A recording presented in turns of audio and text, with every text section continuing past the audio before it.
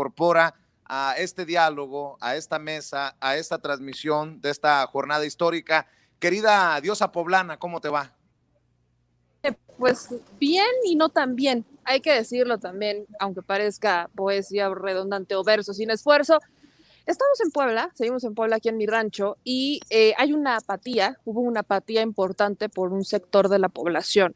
Hubo desinformación, hubo casillas que no se instalaron a tiempo, casillas que no estaban debidamente identificadas, casillas en donde parecíamos nuevos en un esquema electoral y aunque pensáramos, sí, esta es la primera consulta, no es la primera elección que organizamos.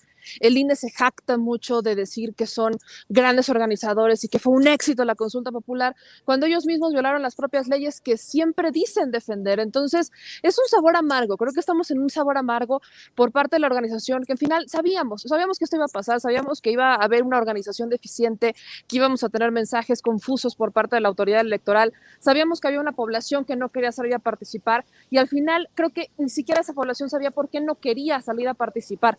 Creo que hay mucho que reflexionar y creo que este ejercicio nos está dejando grandes lecciones, pero sobre todo quiero hacer este énfasis, gran énfasis en el que estamos viviendo. Este es un momento histórico y todavía tenemos 29 minutos para salir a participar.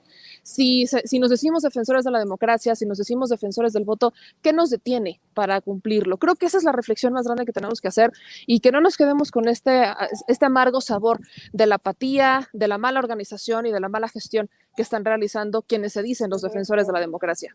No te vayas, Meme, déjame que circule el diálogo porque estoy leyendo a Javier Martínez Reyes, este personaje que es politólogo del CIDE, querido Ricardo, y dice, el INE logró instalar el 99.7% de las mesas.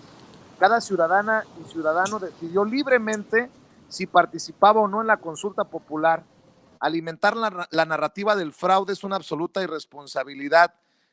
Alguien como tú debería de saberlo, le dice a Julio Astillero. Oye, Ricardo, estos son unos sinvergüenzas. Cuando hubo una clara campaña para desmotivar la participación de la gente, pues no cada ciudadano y ciudadana decidió libremente si participaba o no. Hubo un compromiso y me atrevo a decir que un costoso compromiso para desmotivar a la ciudadanía a participar. Y hace rato platicaba con Renata Turrente y me decía, si esto hubiera ocurrido en otro país, se hubiera calificado como supresión del voto. Yo me voy a Estados Unidos. ¿Cuántas veces la comunidad afroamericana ha sido víctima precisamente de estas campañas para desmotivar su voto y han ido incluso hasta tribunales a denunciar esta supresión del voto, estas campañas perversas? Pues es lo que estamos precisamente haciendo en espacios como Regeneración MX, al Chile de Meme y sin censura, obviamente. También con lo que dice Meme, por supuesto. Yo agrego a la apatía esta campaña de la que tú hablas. Contra lo que aseguran estas empresas de medios, no se promovió la participación y la difusión fue escasa, torpe y tendenciosa. Entonces, si nosotros hacemos un recorrido por los diferentes medios de comunicación, esos medios de comunicación que tienen nombre y que tienen dueño, estoy hablando de Excelsior, de los Olegarios Vázquez Raña, estoy hablando de Reforma, de los Junco, estoy hablando del Universal, de Eli, solamente para hablar de los más tendenciosos y de los más recargados, porque los otros son sus voceros.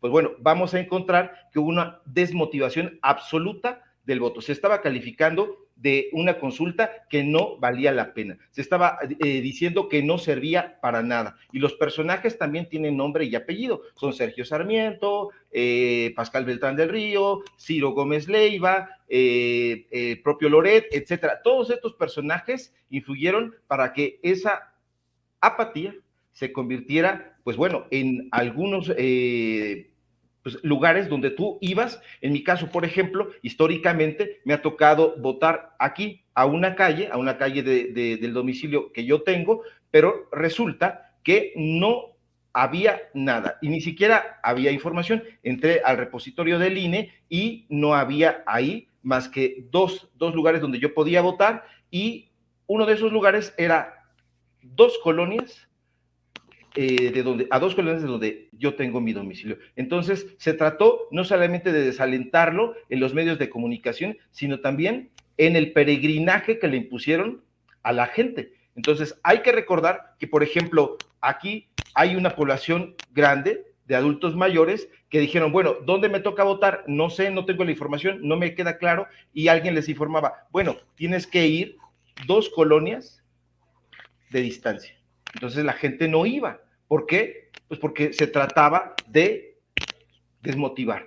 Entonces, estoy completamente de acuerdo. Es importante darle seguimiento, porque si por donde le veamos, ha sido salutífero. Es una consulta popular independientemente del número de participantes que se tenga, pues bueno, ya se ha dicho que se formará una comisión para llevar a juicio a estos expresidentes, y eso me parece relevante. No solamente dejarlo en este ejercicio, sino además darle ese seguimiento que merece muchísimo la pena que se lleve a cabo. Precisamente, Meme, Sósimo Camacho, colega, amigo de la revista Contralínea, medio independiente también, a quien le mando un abrazo, plantea algo muy interesante, y lo hemos abordado con Ricardo y lo he abordado contigo. Dice, el ambiente de verbena alrededor de las casillas electorales instaladas en las colonias populares contrasta con el silencio de las establecidas en las zonas residenciales. Se trató, dice Sósimo Camacho, de la consulta de los humildes. ¿Cómo la ves? Va, ¿por qué? De algo que nos pudimos dar cuenta, que nos pudimos dar mucho cuenta en las casillas, y si se dan mucho cuenta, si ustedes salieron a votar y demás, había muchos más votantes que ya son grandes, de la tercera edad en su inmensa mayoría, y menos jóvenes.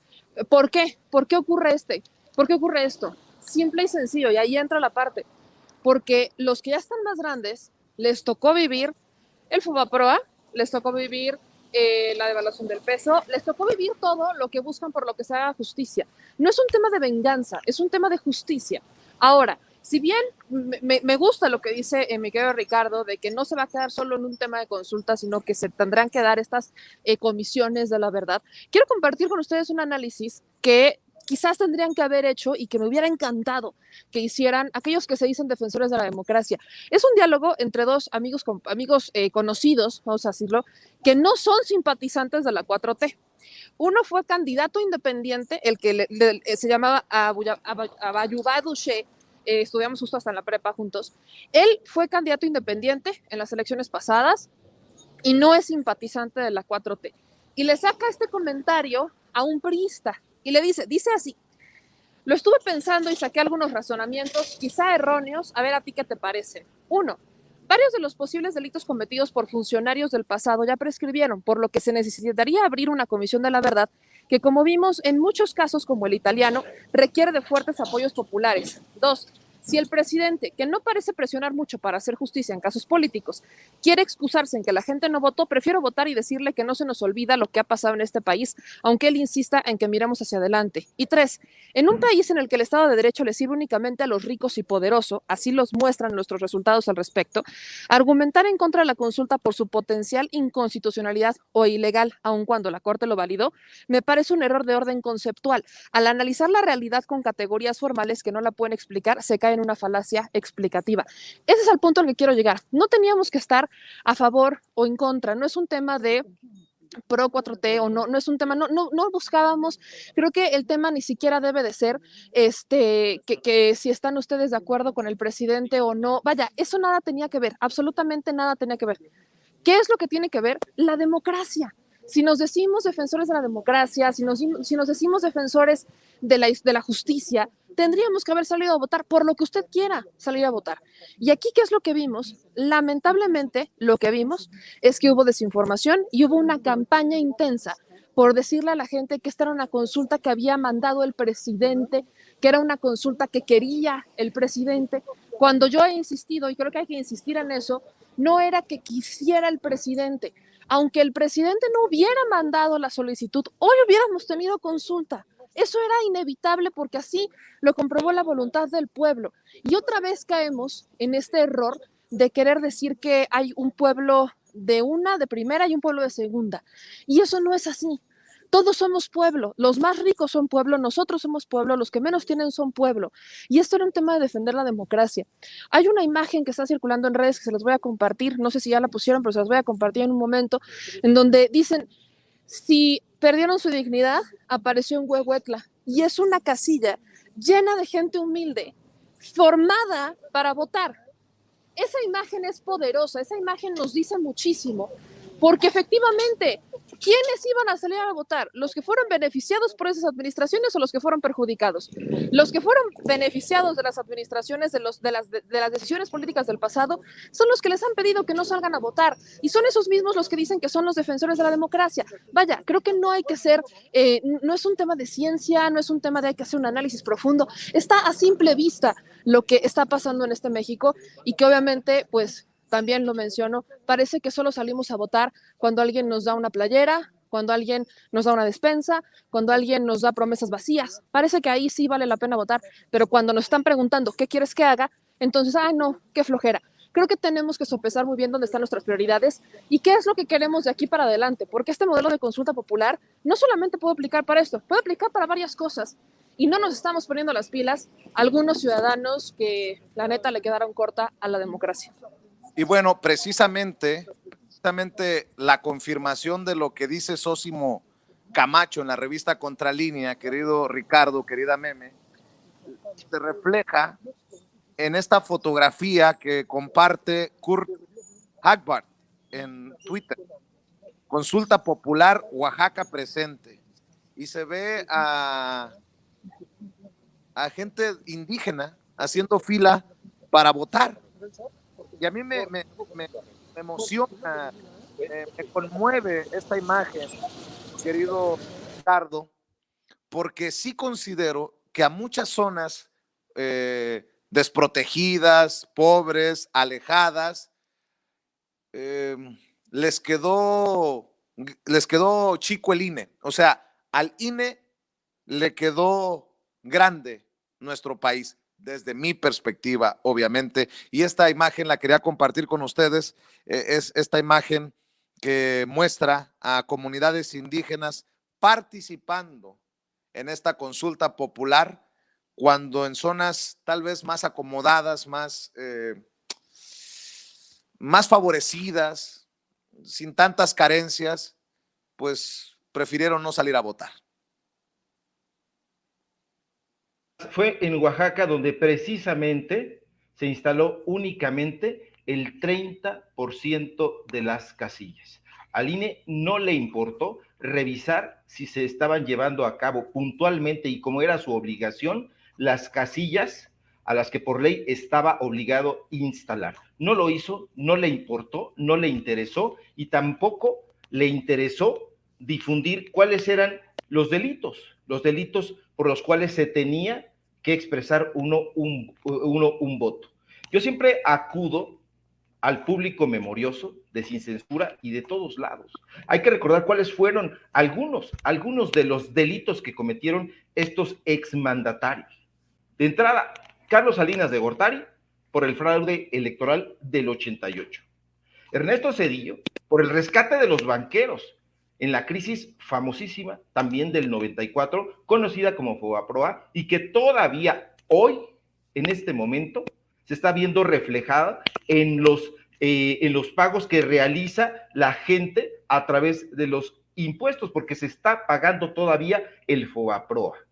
A Vicente Fox por la represión de la comunidad del Estado de México, conocida como el caso Atenco, que ya han querido llenar de polvo y olvido.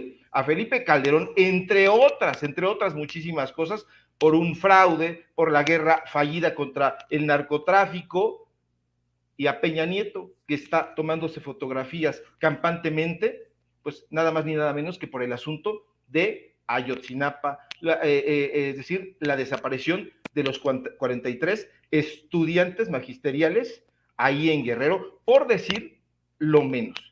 ¿Sí? También está el asunto, pues, de los niños de la ABC, o sea, cosas muy importantes que no han prescrito para nada y que todavía están, no solamente en la retentiva de la gente, sino en el dolor de las familias y de la gente que padeció en carne propia ese tipo de crímenes, que son crímenes que no exageramos al calificarlos de lesa humanidad. Entonces, es muy importante que la gente recuerde todo esto. Ahí está, pero estos personajes a través de los medios de comunicación se ríen, hacen chascarrillos, sujetos como Carlos Salas